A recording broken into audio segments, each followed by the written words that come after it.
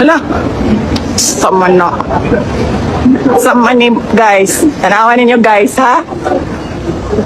Tagaan ta mo og surprise guys, ha?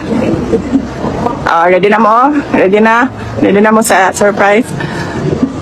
Surprise! Yan. Ayan pa, another surprise!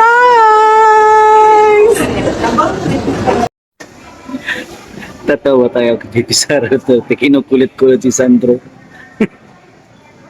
Surprise, Sandro! Malapit na kayo. Konti na lang yung paghari-harian nyo dyan. Yung mga congressman ninyo, nabuking na kayo, mga kasamahan mo. Yung iba dyan, may kakasuhan na.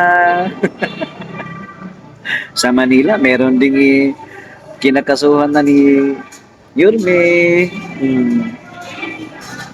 Diyan kaya sa Kongreso, kumusta na yung mga flood control ninyo?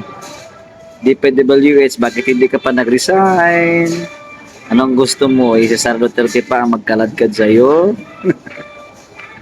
Hayaan nila, antayin ninyo. Kung ayaw nyo talagang mag-resign, sige, pagpatuloy nyo lang. So take note, ng taong bayan. Grabe na po ang hinanakit sa inyo. Na instead, yung DPWH ay mapapanginabangan, tila ba'y wala kayong awa. Ang dami pong namatay dyan sa baha, sa bagyo. Tapos magre-request kayo no, sa gobyerno ng pondo or budget sa flood control. Tapos yun pala, malalaman na lang natin na yung pondo pala hindi pala nagamit ng maayos. Ang dami pala mga ghost projects. Di ba? Marami din mga substandard na mga proyekto. Di mo nang mga ilang araw lang or linggo lang, magko-collapse na. Diba? Nakikita talaga natin na marami talagang mga proyekto sa DPWH sa palpak. Pero ewan ko lang, itong si Secretary ng DPWH, si Tila Bay, ewan ko lang kung hanggang saan talaga yung kakapal ng mukha nila, no? Lalong-lalong na yung Secretary na yan. At imposible din na walang alam si BBM dyan. Hindi ako naniniwala. After 3 years, ngayon lang siya gagalaw at iikot. Di ba dapat? Kung ikaw ay isang leader, presidente, di dapat nakamonitor yan kasi mayroon ka mga tauhan.